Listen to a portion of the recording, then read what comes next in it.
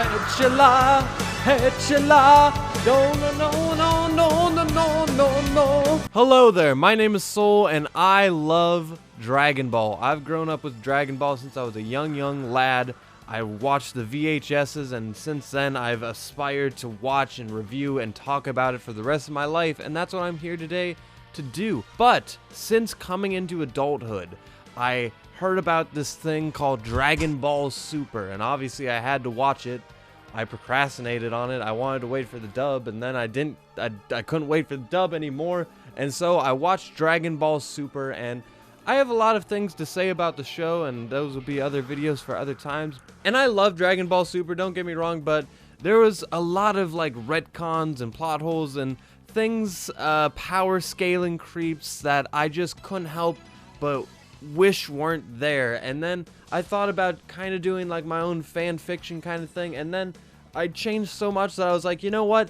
A fun video idea concept would be, what if we just rewrote Dragon Ball Super? What if we just took the show's main original pillars and made something really fucking cool with it? And that's what we're gonna do here today. If you guys are ready, please sit down, get comfortable. This is gonna be a long fucking video. I'm gonna talk about Dragon Ball Super in depth, rewriting the whole goddamn thing. Let's do this! Now, I think we should have like a rule set before we begin here. I'm not going guns blazing. I'm not going wild, wild west. I'm not fanficking this shit up from the beginning.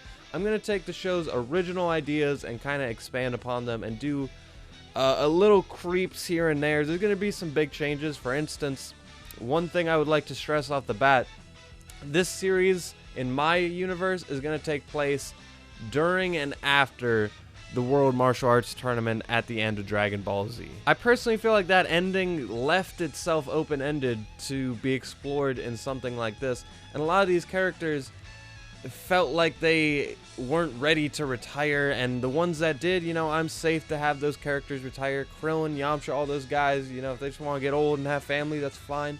But we have a lot of other cool shit that we can do with other characters, but I'm gonna try to use as many old characters as I can.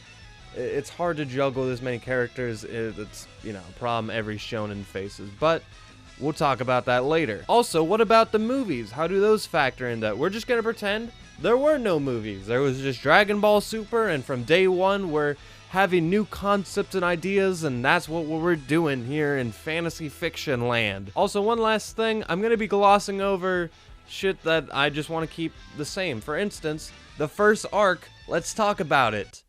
Battle of Gods.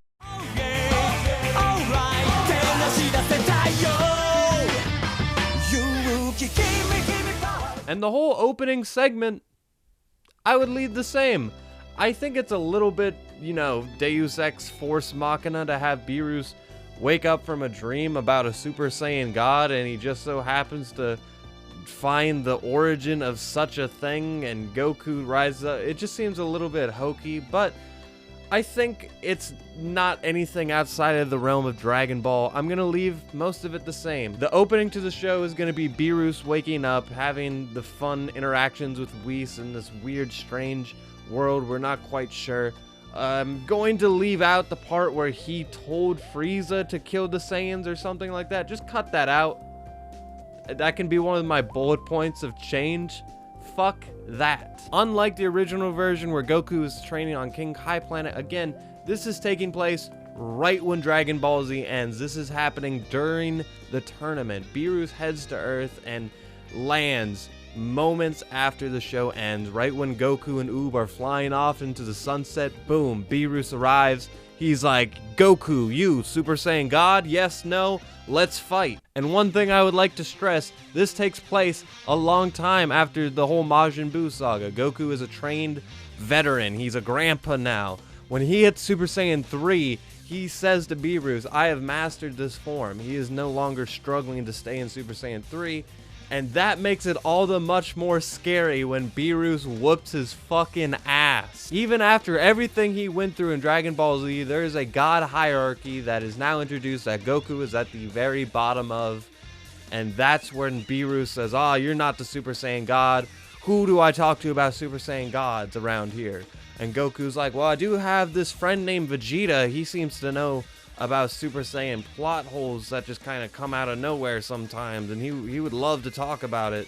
So the instant transmission back to the World Tournament, where let's just say the tournament was ending. I can safely confirm that Pan would have won. Again, they would have had a couple hilarious matches here and there, but let's just say right as Pan's arm is being raised by the little World Tournament guy, Pan, go Pan, the youngest yeah, Pan, go Pan. And again, Goku just got his ass kicked, Oob's with him, but like they teleported here, he immediately falls to the ground. Everyone's like, what the fuck just happened? Pan's upset. What are you doing to my grandpa? Why are you showing up my big moment?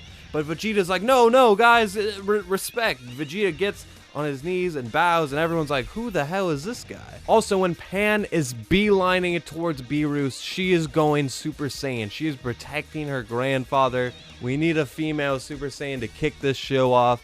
Pan's already shown to be on level with Goten and the boys. Let her go Super Saiyan, bro. But if you've seen the end of Z, Pan's a little bit naive. She's a little bit trigger happy. She throws a big leg at Beerus, and he slaps her off, and then everyone's like, yo, he just attacked the world champion. Send in Gohan, send in Goten and Trunks. They do a fusion real quick. Boom, we got Teen Gotenks, Super Saiyan. Boom, he gets his ass kicked. Piccolo steps in, ass kick. Boo steps in, ass kick. And during this, a lot of other things are happening. You got Whis, who is having a world tournament buffet all to himself. He is exploring the riches of Earth's food. And meanwhile, you also got Vegeta, who's trying to stop everybody, but he can't quite keep a lid on it. Everyone's acting crazy, and he's just like, stop it, this is a god, what are you doing? And at some point, he's gonna go into a big exposition dump. He's gonna drop some news that at some point in Saiyan history, gods and Saiyans came together to try to create a perfect warrior fighter, but they died in the process. And we're going to keep the god ritual. We're just going to tweak it a little bit. I didn't necessarily like that just 6 Saiyans holding hands can create a Super Saiyan god. It's like, can anybody be a Super Saiyan god? It's just obtaining god key, right? Why do 6 Saiyans hold the key to that? It just seems a little bit weird, especially when you consider that, like, how much human blood was in that hand-hold circle thing. There was almost as much human blood as there was Saiyan blood. Much like the original ritual, mine is going to consist of 6 characters coming together, but it's going to be 2 Saiyans, 2 gods, and 2 Kais. And when I say gods, I also mean angels. Whis is going to act as the other god, you know, because we don't want to quite introduce Champa and all them. That seems like a little bit much for this arc. So we're going to act as if Whis is like counted in this deity ritual thing. So we try to make this ritual happen. Beerus is like, all right, let's do this. We got me and Whis. You get King Kai, you get Supreme Kai. Goku, he instant transmission, he grabs him. Vegeta and Gohan are gonna act as Goku's other Saiyans. Vegeta's gonna pout like, why can't I be Super Saiyan God? And then Beerus is gonna be like, that guy gave me the best challenge, he's gonna be Super Saiyan God, you better listen to me, Vegeta, you punk ass bitch. And Vegeta's gonna be like, okay. And then Bulma's is like, don't talk to my Vegeta that way. And then Beerus is like, bitch, what? And then Vegeta's like, not my... That's how we're going to squeeze that into it. Also, during this, Oob is around. I don't want to just leave Oob in the dust. He's going to have Master Roshi kind of take him under his wing. Master Roshi's going to kind of give him the exposition dumps that's going to keep the, you know, casuals alive. That's Oob's purpose for right now. But they all do this big ritual. They all power Goku up. Goku stands strong, and then he doesn't change. He doesn't become a Super Saiyan God. I guess we gotta gather up the Dragon Balls and ask Shenron, what do we do? And Shenron's gonna break it down, and he's gonna be like, yes, you have it right. You have your 2 gods. You have your 2 Kais, but you need full-blooded Saiyans to complete this ritual. Gohan is not full-blooded. And here's the other caveat. Of the 2 Saiyans you use for the ritual, they both have to be of blood relation. Obviously, there would be a conversation with Vegeta and Goku and him being like, I don't really know anyone who's of my blood and is also a full-blooded Saiyan. Vegeta's gonna be like, I know you had a dad, you obviously had a mom. What do you know about them? Is it safe to bring them back? I don't know. We're just gonna have to try. That's the closest family cool person we got to bring this, to make this work. Let's try it. We're finally having the big canon moment where Goku meets Bardock. They talk it out. They bro, dad, son it out for a little bit. Gine obviously reacting to Goku is a big deal too. They kind of like catch up, and obviously we find out what Bardock was doing. Let's just say he was like in the middle place. He was a cloud. I don't want to put Bardock in hell. But then we get back down to business. The ritual goes ahead. The ritual now works. Goku becomes Super Saiyan God. And a couple things that I would just like to tweak. The form. I like the fact that Goku gets slimmer and he seems to be like a little bit wiser. I like all that.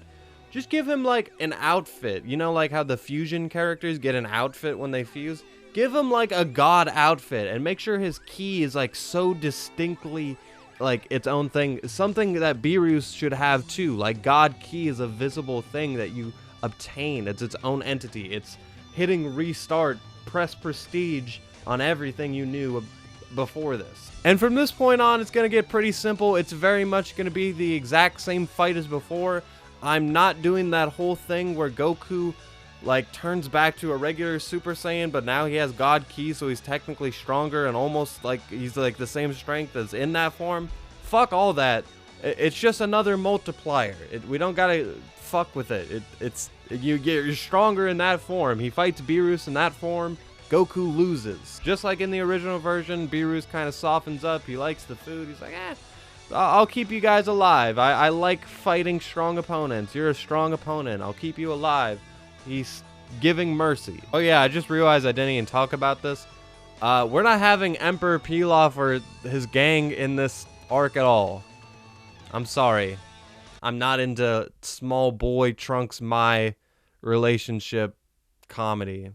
Sorry. Now, the only thing we are going to change is the epilogue. The epilogue is not only going to kind of give us a little bit more closure, but it's also going to set up season 2. I want a scene where Goku talks to Oob and he's like, I'm really sorry, I don't have time to train you now. I'm kind of like doing this big thing with the gods, and I am going, however, to give you the next best teacher. I'm going to give you to Master Roshi to train you, since he's about Goku's age when he started training. And just to give like a small spoiler alert for like how this is going to work, Oob is going to have like a very similar journey to Goku, where he's going to train with, you know, Dragon Ball style training, where he's going to do the tower. He's reliving Goku's past, and we're going to have small cutaways to Oob where he does good old Dragon Ball adventures. Then we're going to have another scene where we got to basically backpedal on Gohan becoming a fucking loser. Gohan's gonna have a scene with Piccolo where he's like, damn, I can't protect people. I'm a weakling. My dad saved everyone. I want to step up to the plate and protect my daughter. So he's gonna go into the hyperbolic time chamber with Piccolo. We're gonna have some shenanigans with Pan. She's gonna meet up with Goten and Trunks. She's got like, come on guys, we gotta step it up too. Let's fight, let's train, let's get in shape. And then they're like, but we're teenagers, girls. Pan's just gonna whoop their ass. Next scene. Whis is gonna develop some kind of relationship where Bulma, where she's kind of like the person to talk to on Earth, like the communications person, and that's gonna lead to Vegeta talking to Whis and Vegeta asking for Whis to train him. Whis revealing that he is much stronger than Beerus. But you know, instead of that being thrown halfway into the climax of the fight, it's like a big like, it's a big cliffhanger ending like, what? Whis is stronger than Beerus? We're gonna get closure with Gine and Bardock as they talk to Goku. Goku says, hey, I gotta go on some kind of adventure. I gotta get away. I gotta do some kind of training. They're like, okay, we understand. Goku shows them his old grandfather's home. Bardock is gonna take residence there and try to live a normal, simple life that he was never able to. And the final scene is Goku entering this sort of void area. We don't know how he got there. He doesn't say anything. He just simply falls into a sitting position, closes his eyes, and smiles in God form. And that's how we're going to end the arc. Resurrection F.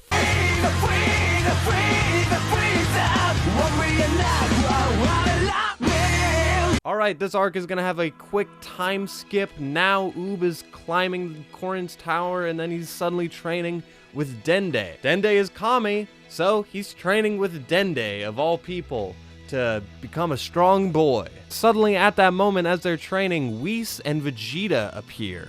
Vegeta walks up to Dende and he says, I need your help. That's going to be our opening, but then we're going to cut away to Gine living with Bardock, and they're all happy, and then suddenly we realize Gine is pregnant. Obviously, when they were brought back to life, you know, they're not super old and Saiyans live long as hell.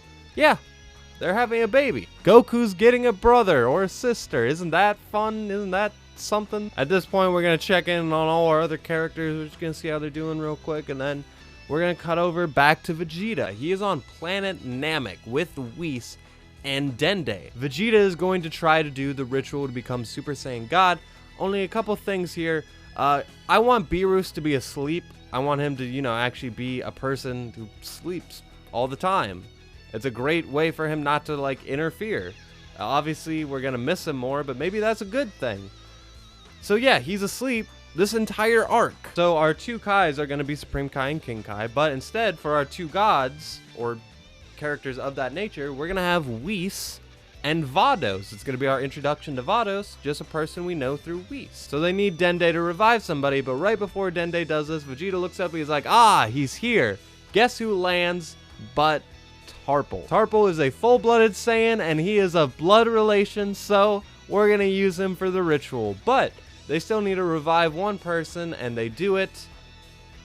You probably guessed it, it's King Vegeta. So Vegeta and King Vegeta, you know, they talk for a little bit, they get caught up, you know, they're all rock stars, and then they look up at the dragon, they're like, what wish should we make? And right before they can, Dende is attacked, and another Namekian makes a wish. He asks the dragon for the resurrection of Frieza. It is soon revealed to us that this Namekian is working for a guy named Frost. Again, we are introduced to Vados, and that thus explains Universe 6. So now we are introduced to a Universe 6 Frieza and Universe 6 Namekians that instead work under Frost. There's a quick tussle. The Namekian quickly explains this to Frieza, and then they escape.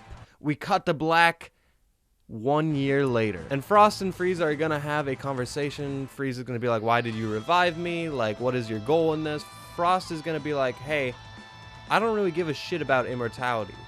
I just want the greatest empire in all the universes, and I want your half of Universe 7.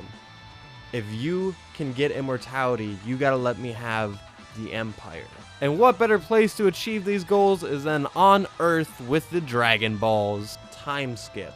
When we open back up, Gine is in labor. And if you hadn't guessed this, Goku isn't anywhere to be seen. Goku is MIA. Last we know of him, he was like in that weird void world meditating, and we don't know where Vegeta is. He's training with Whis or is off fucking around somewhere. We don't know what's going on with him.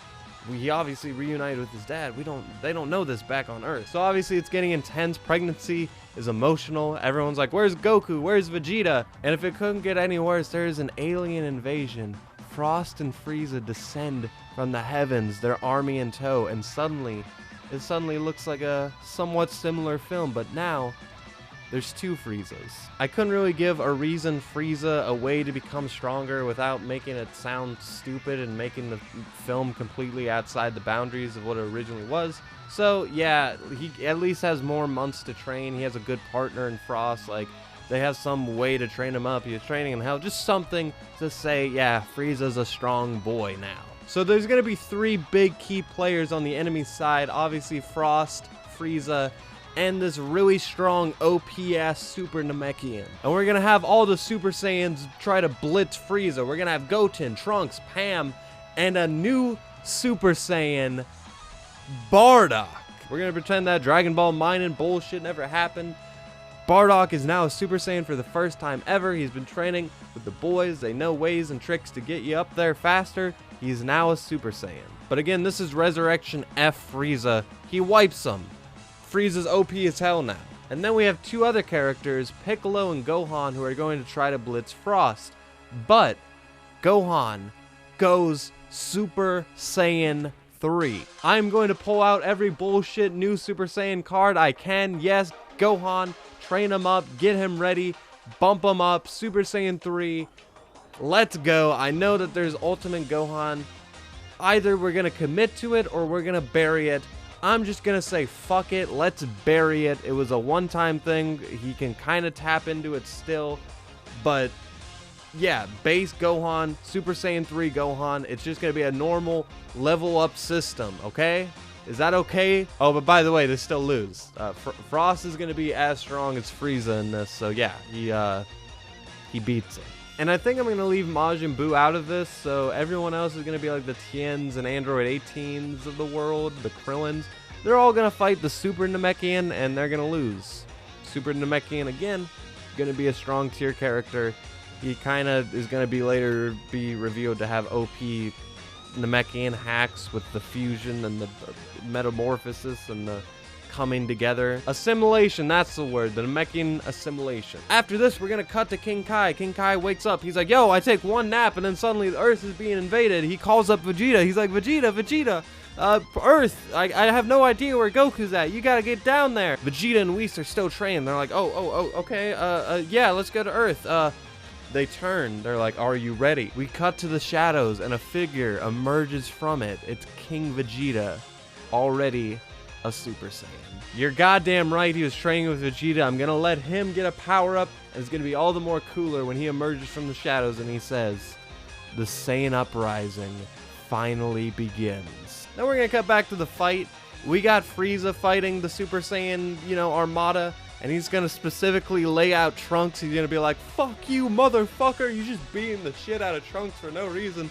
Everybody's like, what did Trunks ever do to you? Frieza's gonna reference future Trunks to Trunks. That's gonna, foreshadow another arc coming up. Anyway, Frieza pulls out the death beam. He's got it laid out. He's got his eyes set on Trunks. He says his final words. But the death beam was knocked away. Who do we see before us? None other than Whis, Super Saiyan King Vegeta, and Super Saiyan God Vegeta. Obviously, before our time skip, they actually went ahead and did the ritual with Tarple, with King Vegeta, with King and Supreme Kai, with Whis and Vados. Vegeta is a Super Saiyan God now. So Vegeta is going to fight Frost and Frieza on his own. King Vegeta is going to fight the Namekian. These are both somewhat even matches. King Vegeta is kind of getting his ass beat a little bit by the Namekian. But right when you think Vegeta has the upper hand, Frost and Frieza transform, revealing golden forms of themselves. Frieza, with his newfound speed, sneak attacks King Vegeta, killing him in the process. King Vegeta is dying in Vegeta's arms. He says, don't revive me. I lived everything I ever wanted to in these last couple weeks. Your mom is still dead. I want to be with her.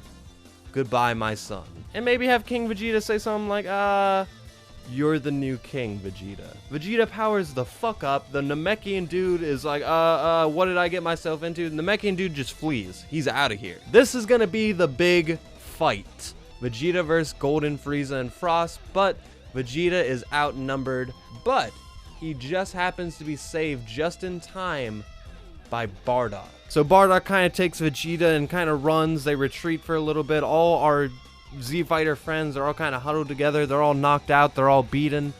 And then we got Frost and Frieza. They fly up and they're like, you know what? I can't find Goku. Vegeta's done for. Let's blow the monkeys to hell. They fly up into space. They both summon giant death balls and they're about to fling them down when who arrives? Then Super Saiyan God, Super Saiyan Blue Goku. And again, Super Saiyan God has its own outfit. Goku is in a sitting position when he teleports. He looks up at both of them, and there are no words said. So I want the Super Saiyan God power-ups to have a theme of wisdom. I want Super Saiyan God, Super Saiyan to be like a wisdom form. I like the idea of like making Goku smart, even if just for battles in like a short time period. If he can become thousands of times stronger in a form, I want him to become smarter in a form. And I want him to earn this new form by doing something along the lines of self-reflection, self-wisdom. He meditated for months and months by himself with no distractions. That is how he obtained this form, not by training his brute strength again. So Goku punches the shit out of them. Frost and Frieza go flying. Goku focuses on Frieza, and then Frost is, you know, doing his own thing. He's like, you know what, fuck it, I'm gonna blow it, I'm gonna do it. He gets the death ball, turns, who does he see?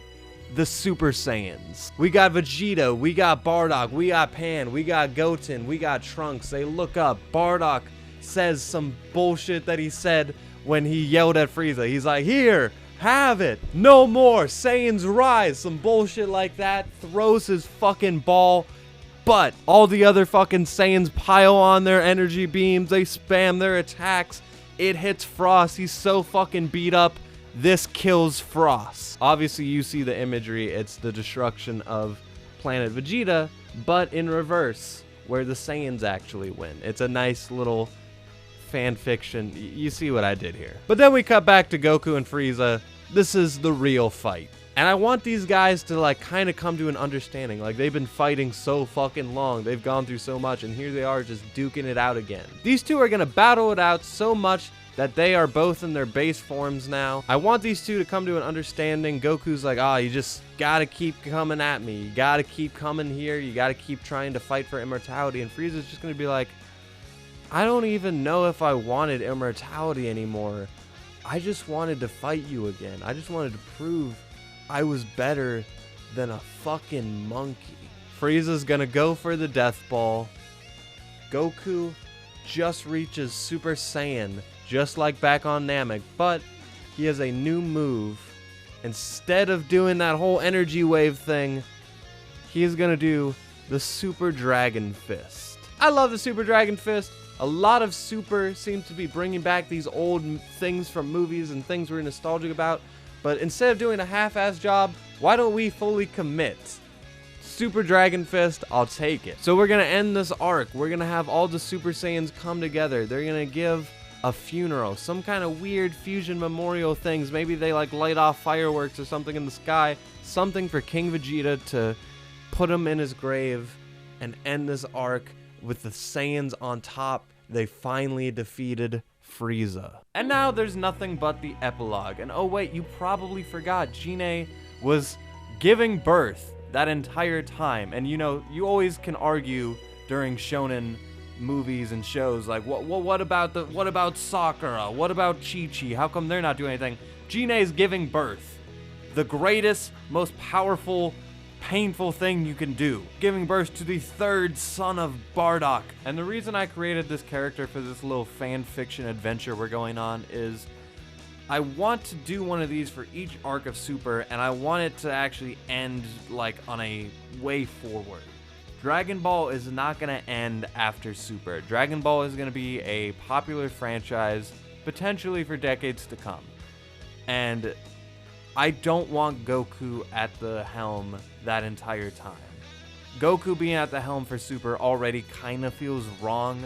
I am still happy we're getting more Super. I'm still happy we're getting adventures with these guys. But Gohan was supposed to get the torch, you know? It felt like that. And now we can kind of pass the torch. That's what I want to do with Goku's brother. I want there to be a new character that's going to, and I'm sorry for Oob, I'm sorry for Gohan and Vegeta, whoever you thought was going to take the torch, but I think we just need a new character to do all that. And whether you want to have fun Dragon Ball adventures, whether you want the big epic shonen fights that are going to be galactic in scale, you can do whatever you want with this character. That's for future shows down the line, potentially decades from now. But we got to plant those seeds now. That's why this character is going to be the one to do the job. That's why I put them in the story. And that is our epilogue. After Gine's birth, we cut to black. But, whoa, wait, I want to know what happens next, you say. Oh, guess what? This is just part 1 in a multi-episode series that you are about to experience. In part 2 of the series, we're going to tackle the Universe 6 tournament arc and the Goku Black arc. I'll see you guys then. Until then, thank you for watching. As always, there's more Dragon Ball content on this channel. I have loads of videos that I think you guys will like. Check them out. If you love Dragon Ball and you have not subscribed, do it. This is a channel where we talk about anime and a bunch of nerdy shit that you're gonna like. Just do it. Do yourself a favor. Trust me. But anyway, that's it for me. Thank you so much. And with that, I leave you.